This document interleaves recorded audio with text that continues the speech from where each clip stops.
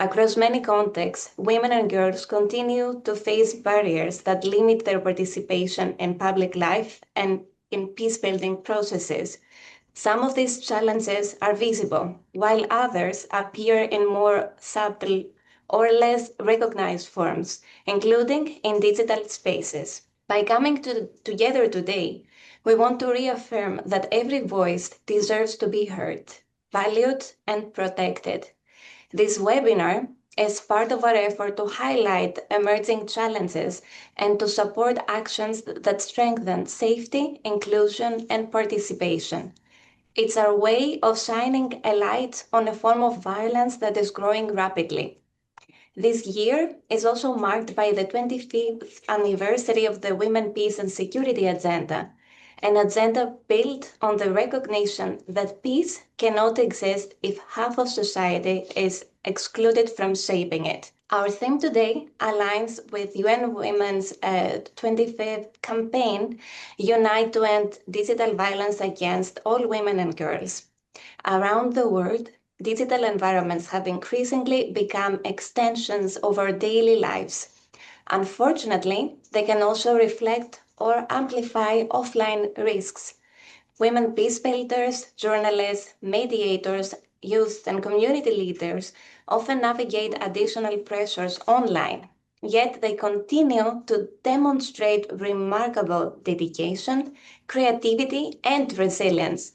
So today we are here to do three things.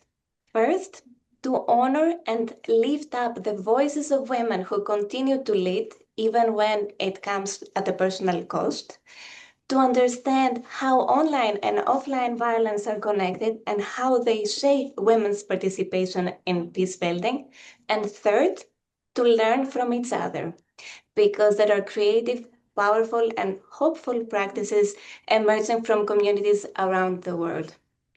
Therefore, we are very fortunate to have a rich program today with speakers who bring both lived experience and policy insight.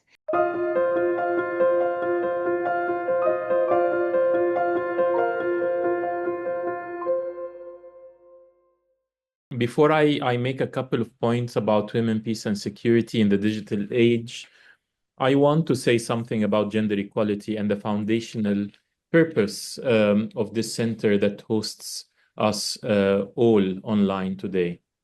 In 2023, the United Nations Security Council adopted a resolution condemning hate speech and promoting tolerance and intercultural and interreligious dialogue as tools for peace. The same resolution condemned gender discrimination and identified it as a root cause of conflict. It recognized that the marginalization of women can delay and undermine the achievement of durable peace, security, and reconciliation, and expressed deep concern about the rise of extremist views on women as one of the main obstacles to women's full, equal, meaningful, and safe participation in the prevention and resolution of conflicts and in post-conflict public life. The resolution was adopted unanimously. Unfortunately, since then, these have not been good years for either women or peace. Too many actors in power continue to ignore both Security Council resolutions. It's fashionable in discussions about new technologies to present them as a double-edged sword, capable of both positive transformation and menacing risks and dangers. But while I hope to be wrong and gain some optimism in the ensuing discussion, I cannot paint a balanced portrait of positives and negatives. For women, peace, and security, as far as we can see, the digital age has been a net negative, and I will explain why. It was hoped that the use of digital tools could eliminate some of the logistical barriers to women's participation, but this has not happened. In recent years, conflict resolution efforts have chosen even more restrictive and closed formats, often sidelining the United Nations. 87% of peace talks in 2024 had no women among the negotiators, and we now have the highest number of active conflicts since 1946. Despite overwhelming evidence that when women are at the table, peace agreements are more inclusive and durable, women accounted for just 7% of negotiators and 14% of mediators last year. Last year, as almost half of the world participated in elections, gains in women's representation in politics ground to a halt. Digital tools are used for women to connect to forums about women, perhaps at a higher rate than ever, but not to decision-making spaces. Digital tools have been instrumental in reaching tens of thousands of Afghan girls with education programs they would not have had access to otherwise amid the Taliban restrictions, but this compares poorly with the millions of girls attending school before their takeover, or the millions of girls that cannot attend school in Gaza, those who made it alive. Conversely, digital tools are being used to spread misogyny and find new ways to harass and harm women who dare to enter the public space. The same misogyny that is poisoning our domestic politics is fueling global conflict, and women and girls are paying the price of the wars of men. Civilian casualties among men, women, and children quadrupled compared to just 2 years ago. Sexual violence in conflict rose by 87% in just 2 years. 58% of global maternal deaths took place in 29 crisis countries. Digital tools have been used to produce fake images of Yemeni women activists to justify their detention or ostracize them from their communities or dox women dissidents in Myanmar. They have been used many times to harass, threaten, and smear women, human rights defenders, peace builders, journalists, and politicians to a much greater degree than men in those positions. If the digital revolution does not erase the digital gap between men and women, if new technologies are built and regulated by men, if artificial intelligence reproduces and amplifies the worst instincts of human intelligence, if we do not change the old offline barriers to women's equal participation in public life, these trends will only get worse. By hurting women's ability to shape our future, we are hurting the world's largest constituency for peace. UN Women is one of many fighting for a change in direction. I hope we can count on the center and everyone associated with its cause to stand with us in that fight. I thank you, Joseph, and back to you in the room.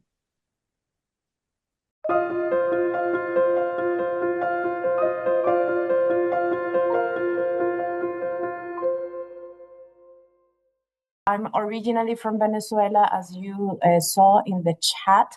And this is a complicated country to be living in. As you know, the political turmoil has been affecting society at very different levels. And I left the country 12 years ago when the situation in the online sphere and social media was quite complex. So this is a part of the background that I have coming from political instability affecting the type of research and affecting the type of interest that I have. And there was a key part in my decision-making process on what did I want to research. And it was the 2014 protest in Venezuela.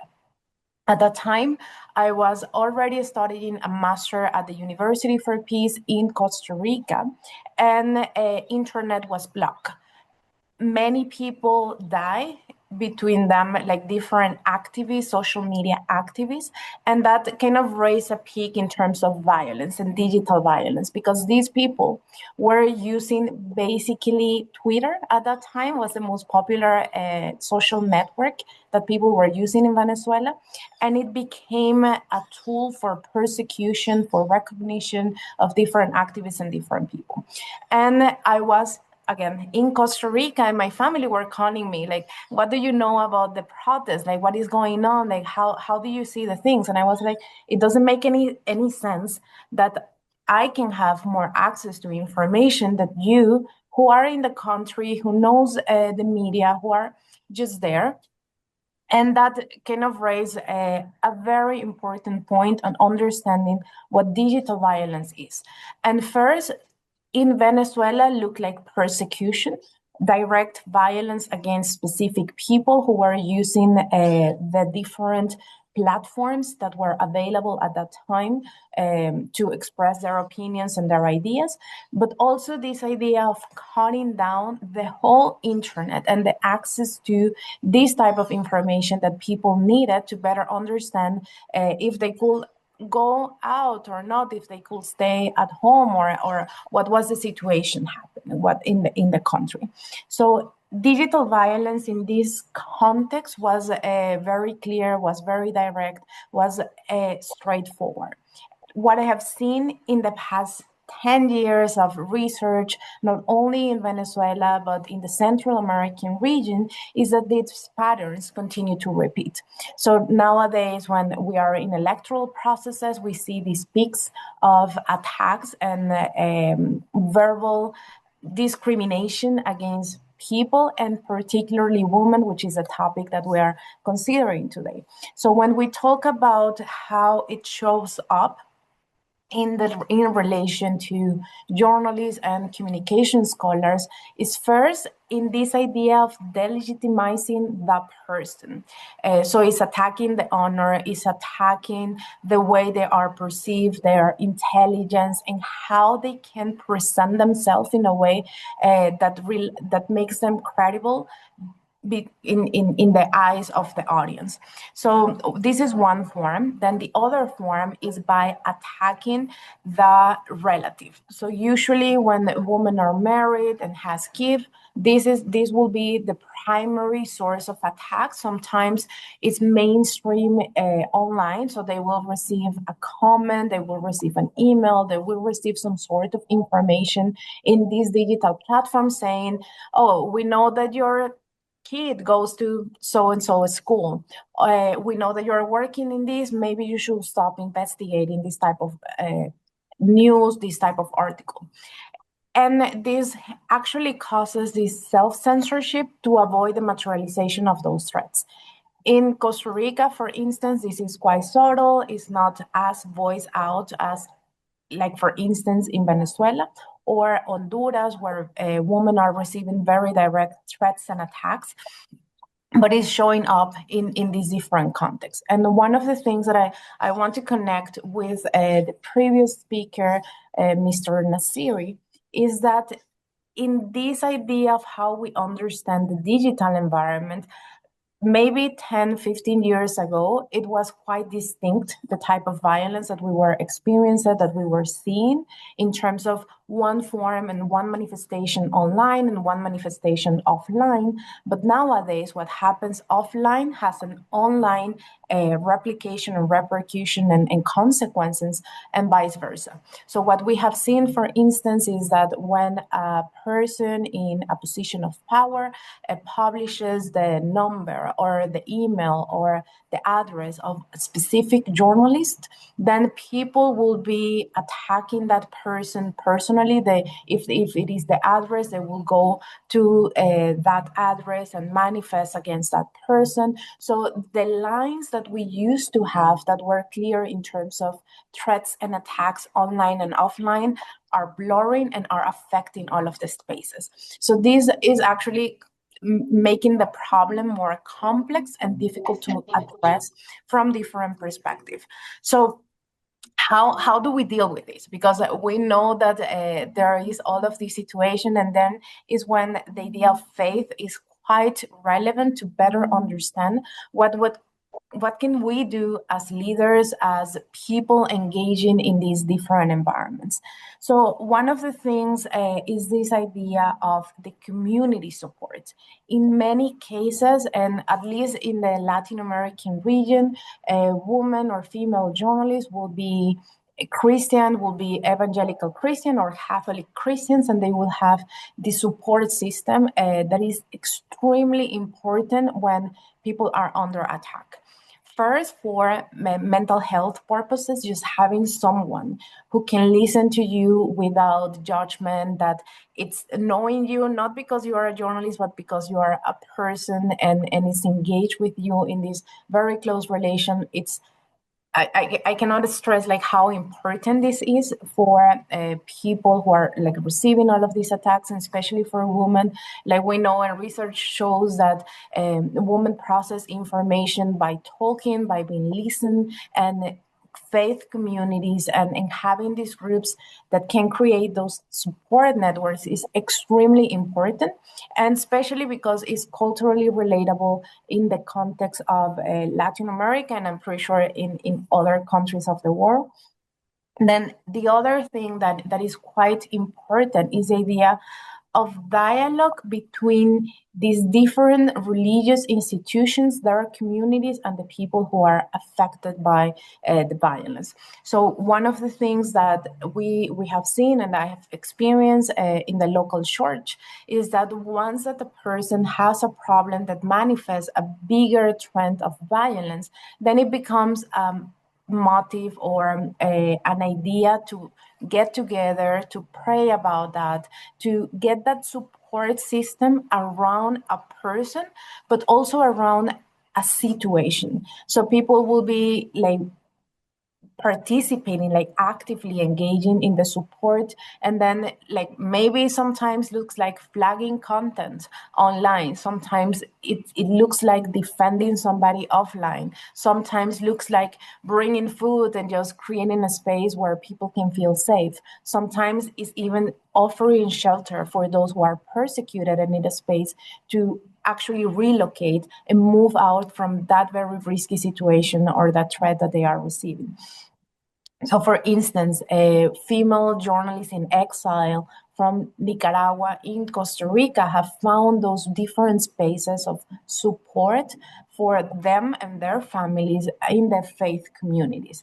So then when it comes to actors, in many cases, we think that it will be the priest, it will be the pastor, it will be the teachers, it will be like these main leaders in the traditional forms of religious hierarchy.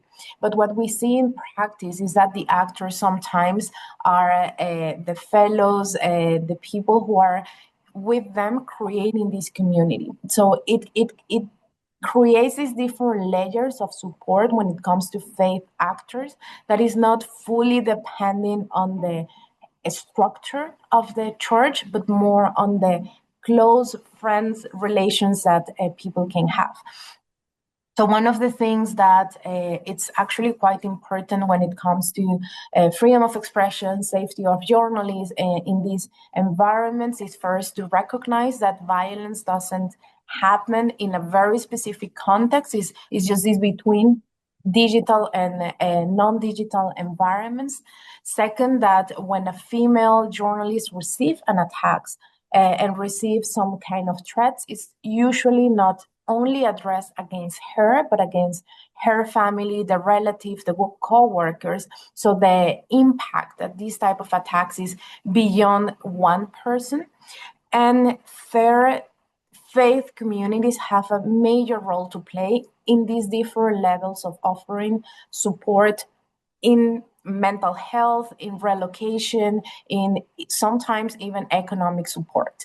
So in all of these, we can see how women we can find a different space to support women in this quite particular field of journalism and communication studies.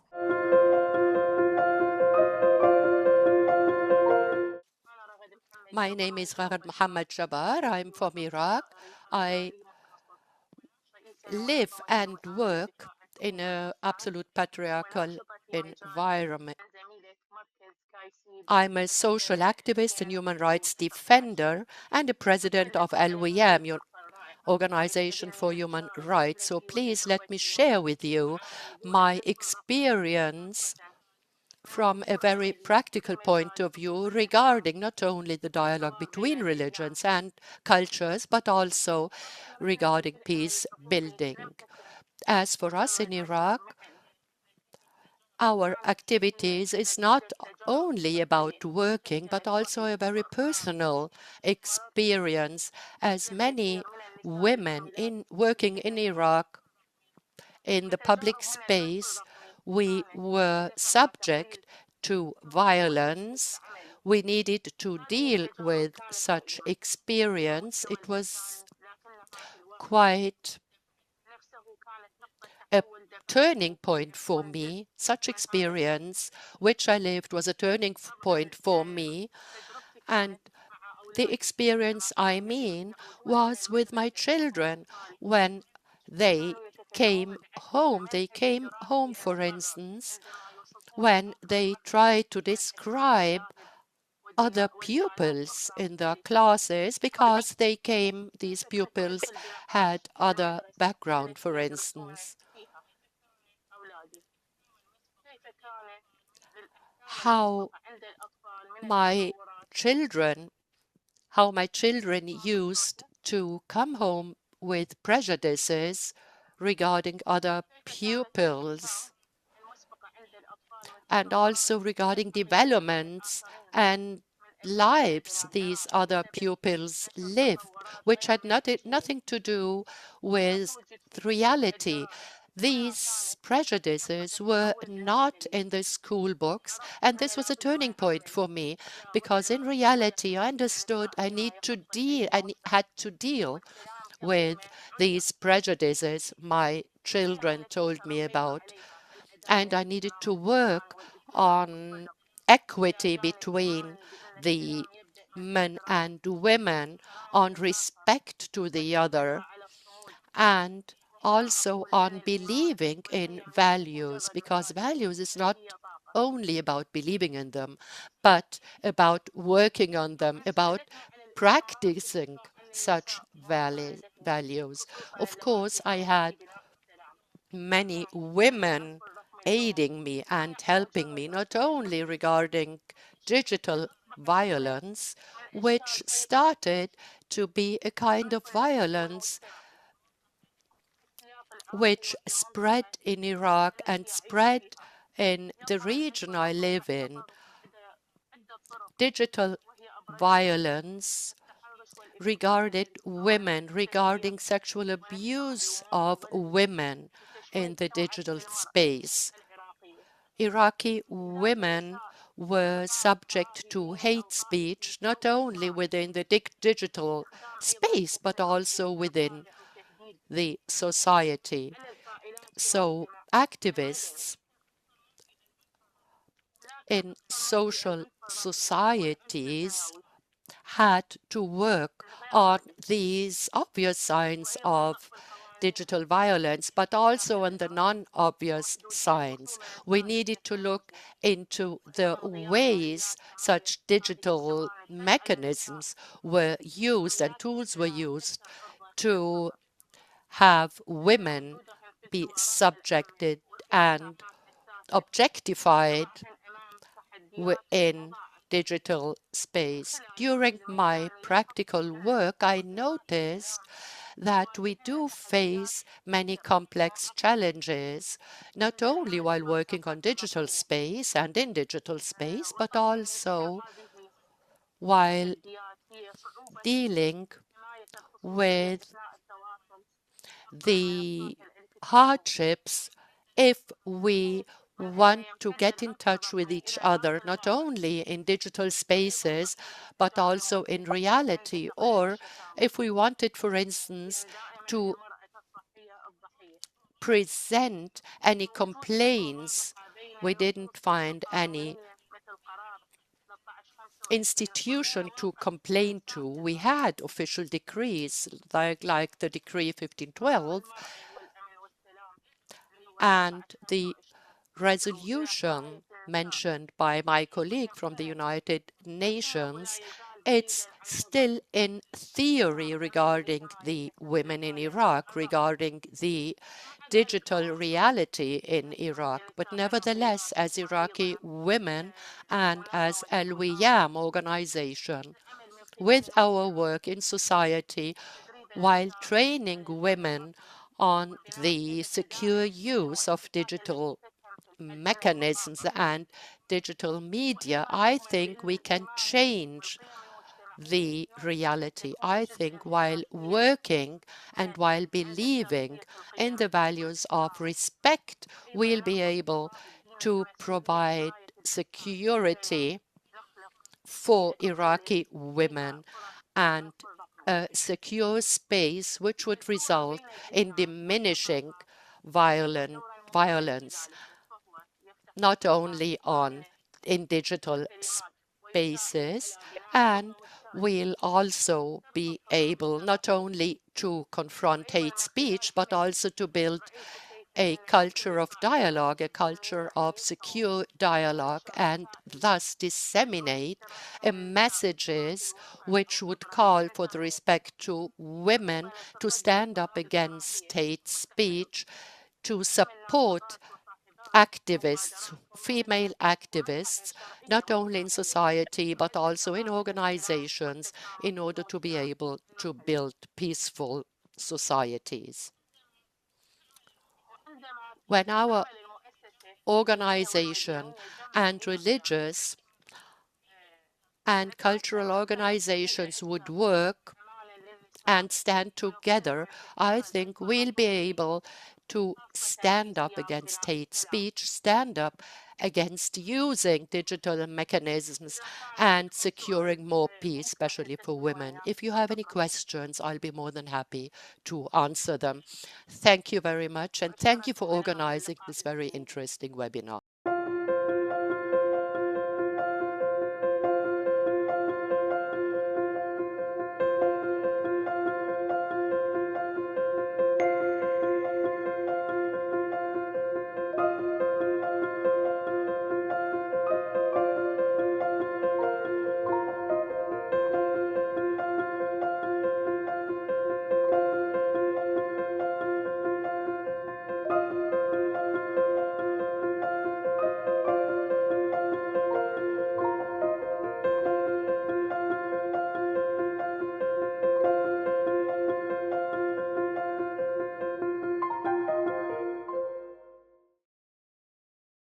Without women's voices, without their stories, peace building has no value. To build peace, you need to have inclusive voices.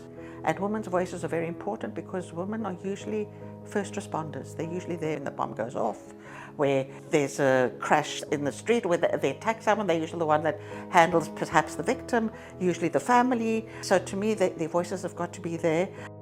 Gender-based violence costs a lot of money. Shelters, time away from work, the long-term psychological treatment, the effect on the family. I think the governments have got to start looking at the big picture of what gender-based violence means and the effect it has on the community. And it's sad to say they've got to look at the financial aspect of it. But to me, a gender-free world is a world in which the governments take gender-based violence seriously. And they look at it because it doesn't just affect you and me as women, and it doesn't just affect you the day it happens. It's got long-term effects and it's got ripple effects, and it affects your home, your community, and your work, and your health. But also look at it as across the board, because a lot of the time one assumes it only happens to the vulnerable, the poor and the low income and the low educated. It can happen from the first lady to the cleaner. It sees no age limit, no economic status, no educational status. It can affect every single woman within the community.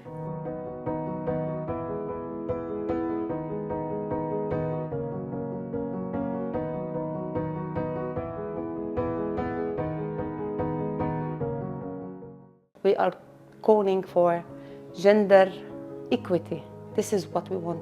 Equal chances for gender. Women participation on decision making. Basically, we are not calling for things that need that much, but what's needed, shifting in our patriarchal society, Gender-based violence has to end by legal law, creating a law that can protect the women. It's really important to work horizontal and vertical, working with the grassroots, raising their awareness about their rights, and also working with the decision makers to change the law that is against women. If we fill our vision with changing law and raising awareness, at the end we'll reach to a point that there is no gender-based violence. What we are seeing right now, especially in Gaza, the violence is being increasing a lot. Those women are not a victim of the violence. They are leaders, teaching children, mediating conflict, trying to feed from whatever they have. They are taking the lead within their community to make it more comfortable.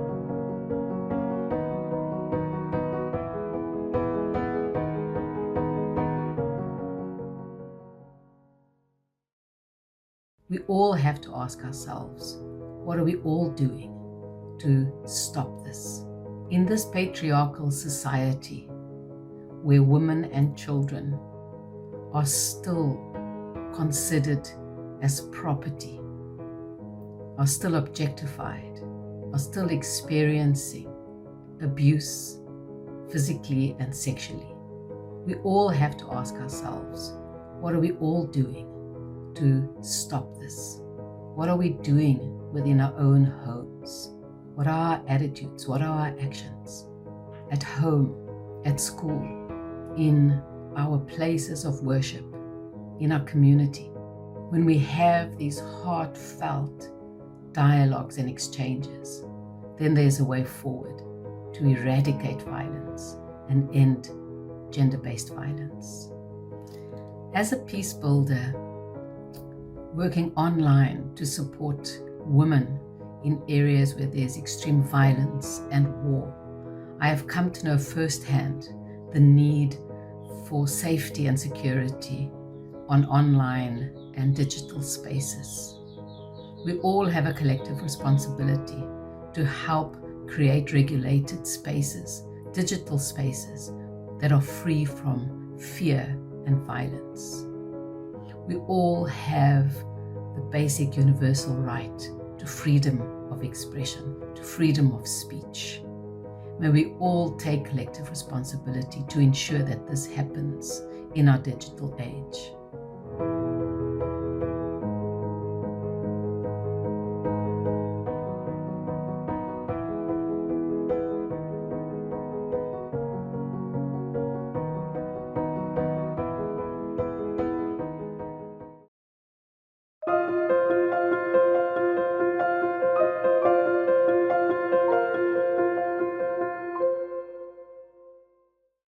Women suffer all around the globe from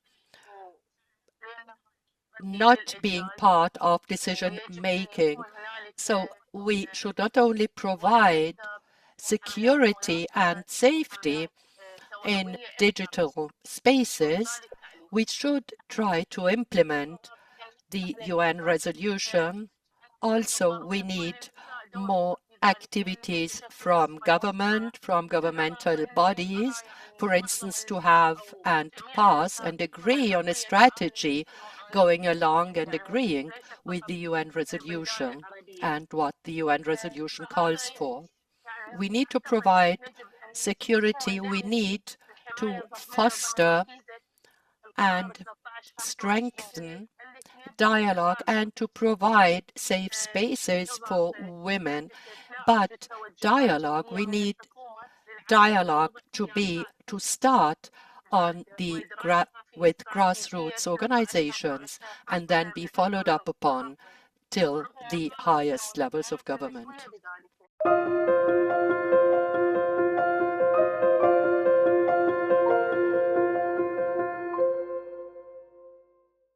It impacts women's ability to participate. So when they are not able to participate in the public domain, then it affects their contribution to society, to public life, and contribution to the work life also, because they don't Sometimes they will refrain from going into into a job because they are afraid to be persecuted or afraid to be harassed or something like that. So I think that it affects their ability to be a public figure. And that is a peace and security issue, because if the women do not play a role in society, then half of society is muted and muzzled, and it will affect because as I heard in the videos, women are the first responders in many situations when there is a natural disaster, when there is a problem affecting the community. So I think this is the situation. Okay, so how do you think faith-based organizations and intergovernmental bodies can collaborate to face this challenge? Mostly in the developing region, faith-based also organizations like the mosque, like the church, they play a primordial role in society. So they have the ability to reach out to a lot of people in the community, and they are part of the civil society. So they should coordinate together to and fill in the gaps that are not being able to be filled by the governments, because the governments cannot do everything, and the government will turn to the civil society, i.e. the faith-based organization like the church, like the mosque, like the religious school, all of these institutes, to help them reach out to the community, to reach out to women. There are classes for women and girls specifically, where women and girls are listen to certain messages by certain religious leaders. And you need to have religious leaders who are not just males but females also, because usually when there is only a female, when there is a male clerk only or a male religious leader, women do not really understand properly the message. But when it's delivered by a woman who is explaining to them Sharia, who is explaining to them certain things that about the religion, about their participation in the society, it becomes more effective, and they become better citizens. This topic is a women, peace, and security issue, because women, peace, and security is not just about track one peace negotiations. It's not just about national security. And we've been working, and women peacebuilders' perspective that they bring to the table is one of a holistic security that really looks at all dimensions. And I think our experience, especially since COVID, but even before, is that it's clear to me now that there is no boundary between online and offline spaces anymore. And so what happens online actually can regularly is leading to very real physical violence. I would ask Dr. Borhan, actually, I want to say I'm so sorry that happened to you with the online targeting, and to my other colleagues who have experienced such. We have many friends and partners who have experienced such. It's the plight of women leaders now, and it's actually an existential threat, I believe, to women's leadership, both in politics and in civil society, because there aren't enough protections. We also, though, have experienced the benefits. And as I would counter Mr. Nasiri's position a bit from the beginning, that the balance is all the way in the favor of the threats, because the connectivity that we experience, we met weekly from the start of COVID online for 4 years. And now we meet bi-weekly as we return to travel and whatnot. It has brought us so much closer as a network, and the access to each other, to learning, to resources that can be accessed online is huge. But I would never want to understate the risks and threats. Our partners have experienced them, like my colleagues have shared here, the fellow panelists. What was relayed that happens in Venezuela, in Costa Rica, in Iraq, this happens everywhere around the world. We work very closely with folks in Afghanistan, and while their work and learning is enabled through digital and online platforms, there was 2 months ago, a shutdown, a complete shutdown of the country for 24 to 48 hours, everything, banking, everything. This is not the kind of shutdown that happens when there's an election in some countries, which are bad enough. This was an absolute shutdown, and satellite wasn't even a solution because homes are being raided if they have a satellite on top. So there is literally no way around it unless you live on a border town.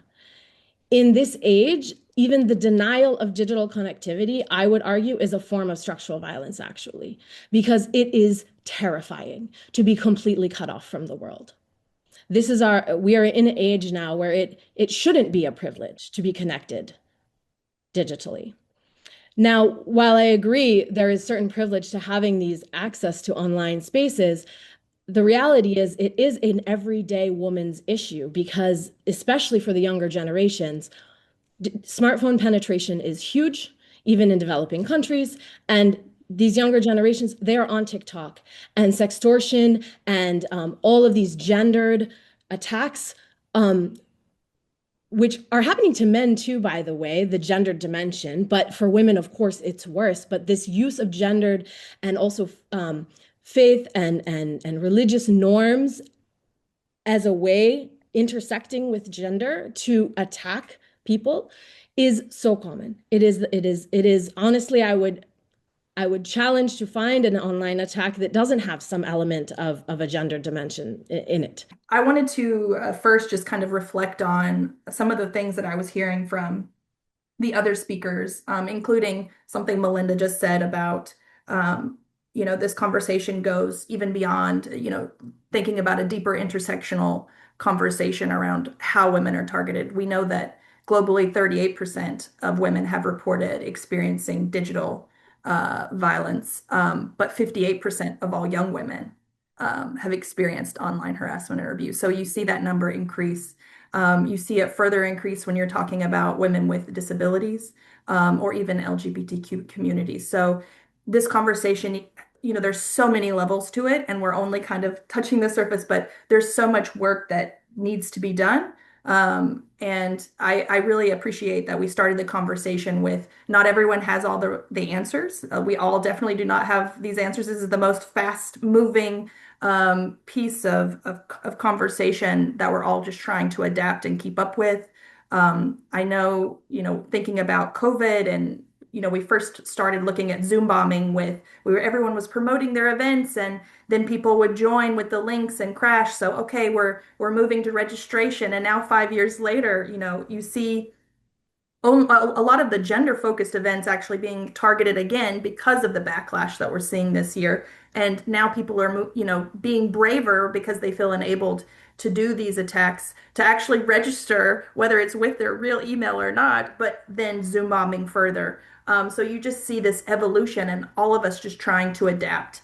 And so today I'll try to give you a few solutions that we've been with our members enacting to be able to try to further protect some of our events and initiatives that we're doing. But just reflecting on what was said, Maria Teresa was talking about how there is this, the fact that the internet was blocked and that female journalists have been attacked, and all of this is coming from the top, right? It's being given permission even from the top. And then reflecting on this, I think the elephant of the room, I think of our own US President Trump, who's really just opening the doors to everybody and giving permission to a lot of these things.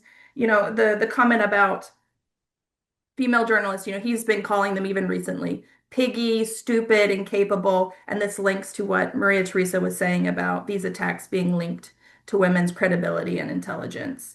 And she talked about how this is causing self-censorship, but I would also highlight that it's causing institutional censorship. When I think just about what's happened this year and how now a lot of member states or even civil society, we're censoring ourselves in whether we actually say gender or we say women and young women, or the terms that we use because we fear backlash or we fear, not having access or funding cuts. So you see the backlash even within our own community. In my country, there is a law was issued in 2018, and it's tackling the issue of digital violence, but it didn't tackle the issue of gender-based violence. So there is a policy gap, and we need to admit that there is a policy gap, and it doesn't address the concerns on the ground of the people.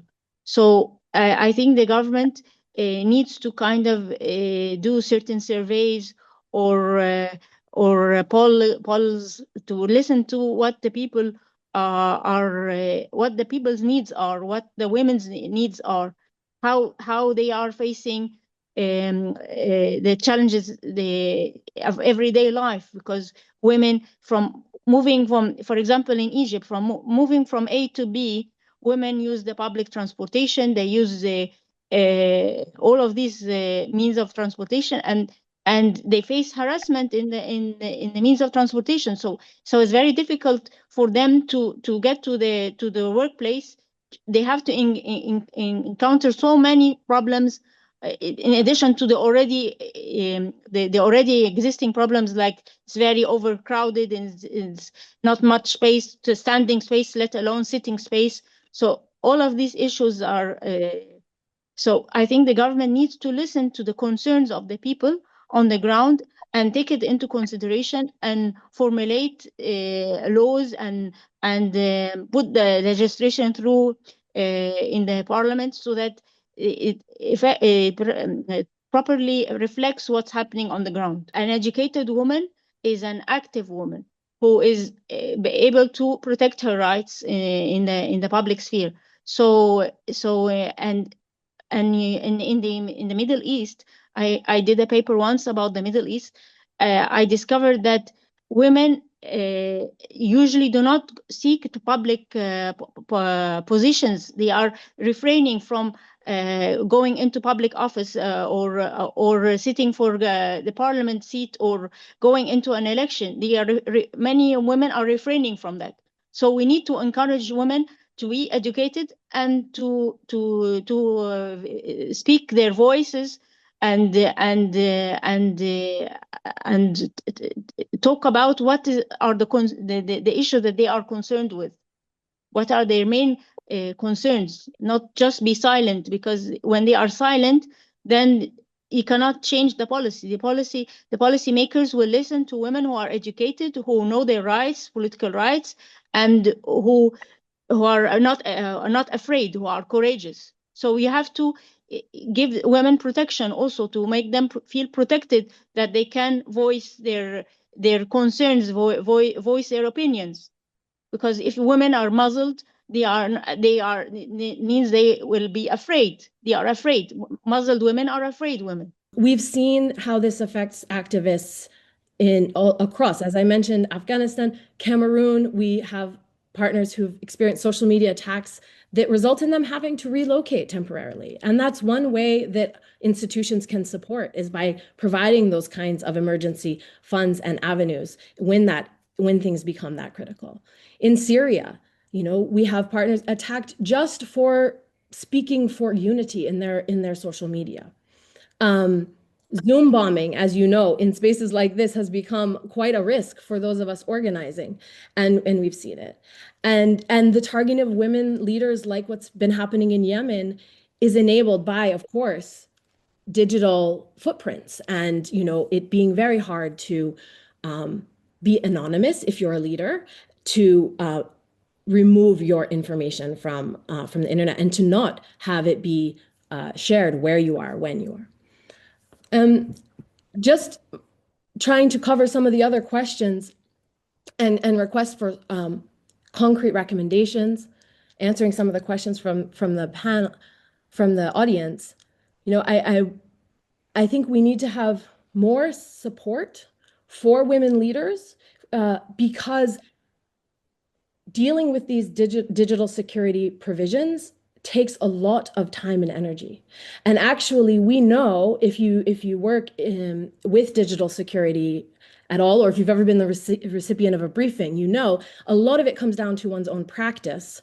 Not that I would ever blame the user, but really a lot of it is about how do we practice digital security on our devices, And it's hard. And the balance between being open and being able to connect easily with each other, with the kinds of protocols you have to have in place if you want real digital security, is a tenuous one. For example, our network moved from WhatsApp for our group to Signal. But Signal, while it has a lot of benefits, it's not where everyone is in the same way. It doesn't have the same way of interacting as a group.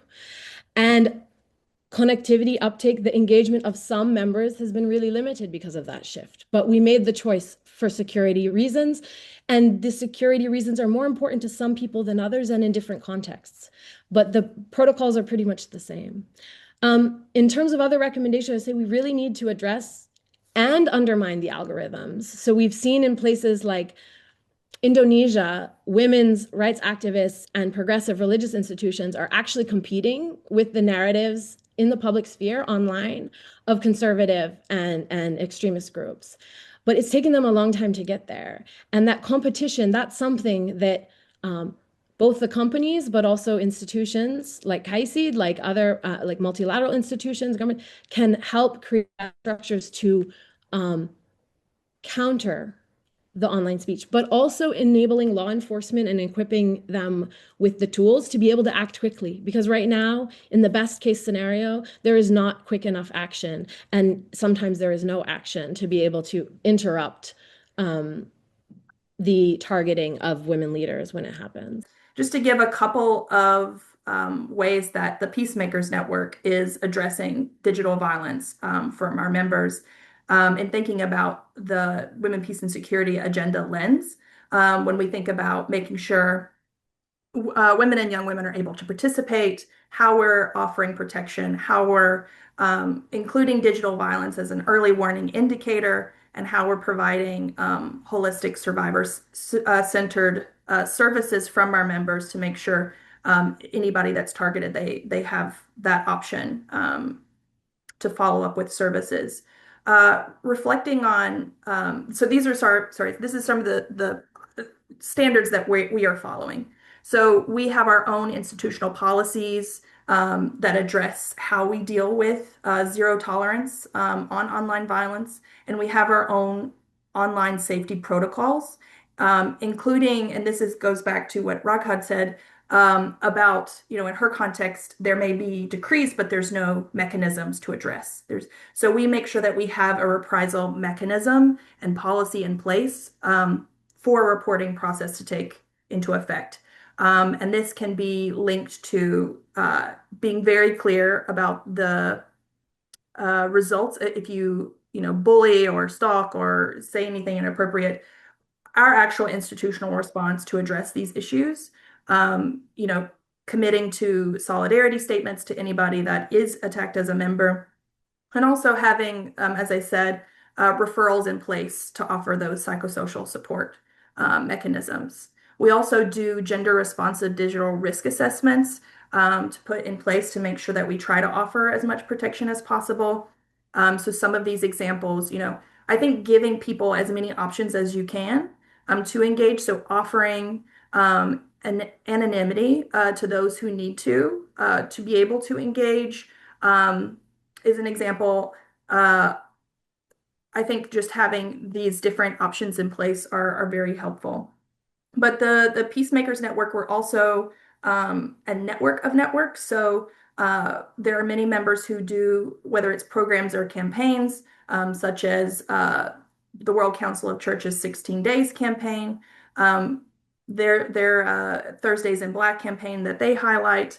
We also have our own that we do each year. But this year, linking back to the conversation around faith, trying to tick all these 6 questions, we have partnered with the Multi-Faith Advisory Council to do a campaign this year that looks at how digital violence can be linked to religion and take many forms. So harassment and abuse that uses religious language to shame, threaten, or discredit women, how they use doxing and public humiliation, through religious reasoning, utilizing spiritual gaslighting, where women and girls are told that their advocacy is against God's will, or that the fact that they can be excluded from online faith spaces. So this campaign that we have been doing this year is called Faith in Action, Reclaiming Sacred Text for Equality. So we know that this anti-gender movement talks to each other very well and are very coordinated, and we wanted to be able to push back.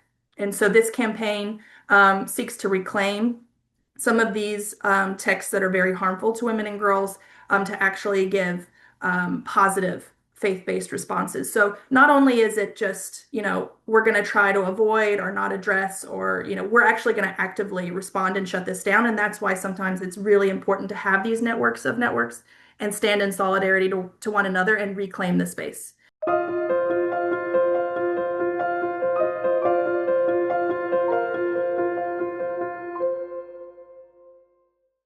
I just wanted to stress an important point is the issue of patriarchy, because the patriarchal culture plays a very negative role in our side of the world, the developing world especially, and there is a lot of double standards, and women are affected by the male misogyny and the double standards. And another issue that was raised by previous speakers, about for the religious gaslighting, it really resonated a lot, because I feel that there is an issue of false religious zealotry, that they advocate that women are subservient to men and are inferior to men, and they make them question that they have a role to play in society, they have a role to voice in the community. So they make women isolate themselves. They make women become resort to self-censorship, like what happened to me when I stopped going online, stopped going to posting anything on Facebook, because I was harassed by the people who are manipulating my photos and all of these things. So we need to really fight this patriarchal misogyny. This is very important. I cannot stress it enough, because if we do not fight it, then all of what we are doing is in vain. This is the crucial issue. And the other issue is that the victims, they need to be trained. People have to be trained to. They were speaking earlier about the teachers and their role. Well, the teachers need to be trained. You train the trainers. They need to know the message that they should talk to at the schools, especially when they are talking to young girls. They need to be able to put across the right message, because they are in a very influential position of power over all of these young minds. So they need to be able to do it. And the other issue is how about what the society is doing, how women can feel that their voices are heard, is that when they feel that they are being listened to, and their voices are amplified by the media, via all the groups online, all of these issues. So I feel that the governments, they need to listen to the grassroots. They need to integrate with the community leaders, with the church leaders, the mosque leaders, the people in the society who are working on the ground with the grassroots, to listen to them and to portray their point of view, because the government cannot be in isolation from the people. It's so easy to formulate a policy and so easy to issue a law, but how is it applied? How is it effective? How is it implemented? And is it respected? There are so many laws that, for example, in Egypt, so many laws against, for example, traffic violations. But do really people practice do they really implement the traffic violations, and do they really abide by the law for the traffic, for example? Just a small example. So there is a very big gap between the policy and the application, and we need to straddle this gap and to lessen the gap. While there are new initiatives that are taking place that are trying to combat, whether it's online violence, recruitment of terrorists, whatever the means, hate speech, they're still very gender blind. So there is an initiative, for example, called Tech Against Terrorism, where it is promoting these networks of different private companies, different civil society countries, but it remains very gender blind. So I think going back to the first point, that if we keep letting just men design and implement these initiatives, we need to start flooding these zones and initiatives that are being designed now.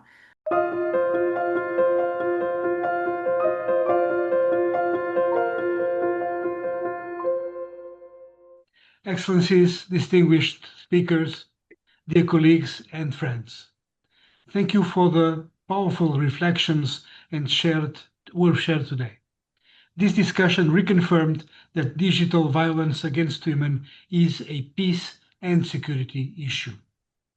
The United Nations General Assembly reaffirmed this in its 2024 resolution on violence against women in digital environments, which recognizes online abuse, harassment, deepfakes, and misinformation as forms of gender-based violence that require coordinated institutional responses.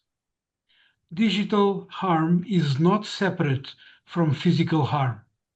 It is now one of the primary tools used to discredit, intimidate, and exclude women from leadership and decision-making.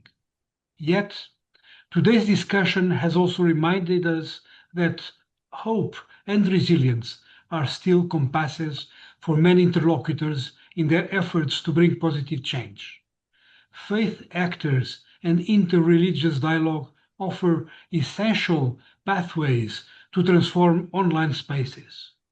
In a world where technology can amplify hate, the values embedded in our religious and ethical traditions, empathy, dignity, and shared responsibility can create environments of accountability, safety, and inclusion.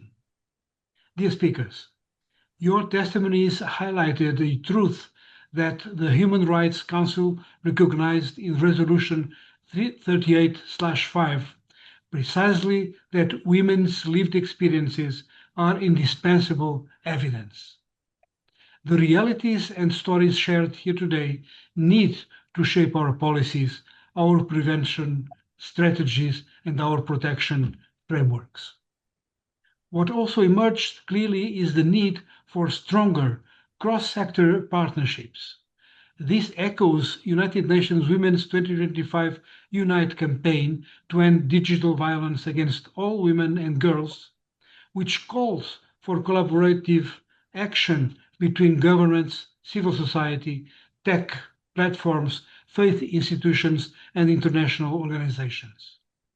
Only by working together can we build digitally safe environments where women can participate without fear, both online and offline.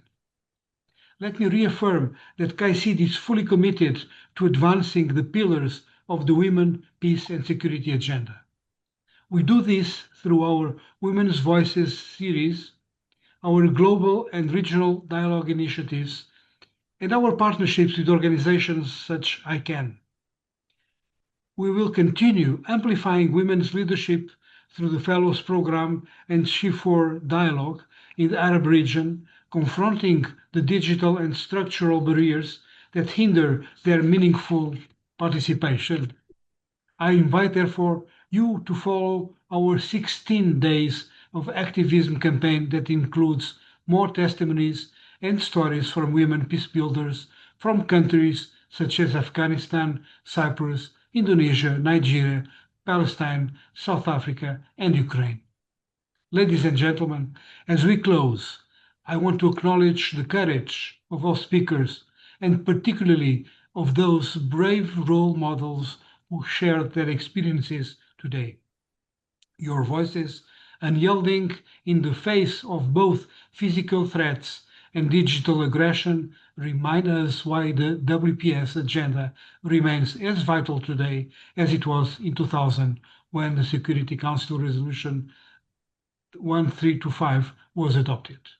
I also want to celebrate the inspiring women of faith in KAICIID's global networks, our fellows that marked their 10th anniversary, dialogue leaders and partners whose courage, innovation, and commitment demonstrate how faith-based leadership can counter digital violence and foster inclusive and peaceful communities.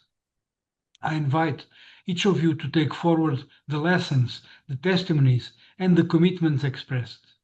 Moving forward, let us ensure that every online environment, every dialogue platform, and every peace-building space reflect that women's participation, safety, and leadership are the foundation of lasting peace.